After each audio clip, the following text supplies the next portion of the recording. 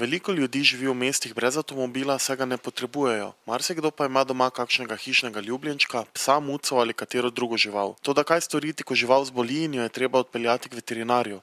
Kako s pomočjo javnih prevoznih sredstev obiskati prestolnico, če želite svojega ljubljenčka vzeti s seboj? Kako je s prevozom malih živali, kužkov, muc in podobnih v mestnem prometu?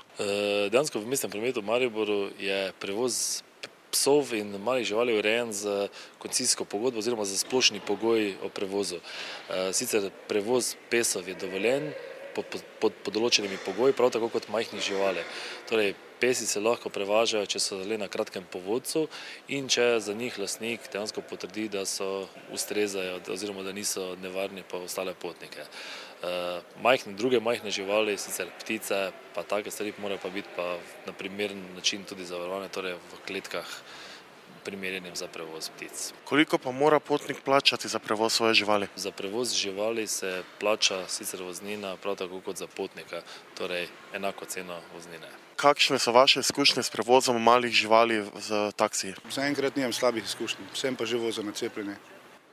Torej nimate pomislekov glede tega, da živali puščajo dlake v za avtomobil? Ne, mislim, da zaenkrat ne. Ti ljudje tudi več ali manj skrbijo za svoje živali, imajo čiste, več ali manj, nimam pomislekov glede tega. Ja, vozimo male živali s taksijem, samo najrajši pač tega ne vidimo, da bi jih vozili, ne. Zato, ker pač živali dlake puščajo v avtu, potem mora za njimi čistiti to, tudi von puščajo, pa tako da najbolj nam ne odgovarja to, ne. Kake muce pa to še, ker to pri nas stranke tudi prinesejo v košari, tako da no to še nekaj gre, ampak če kaka večja žival, to pa ne najrajši, ne.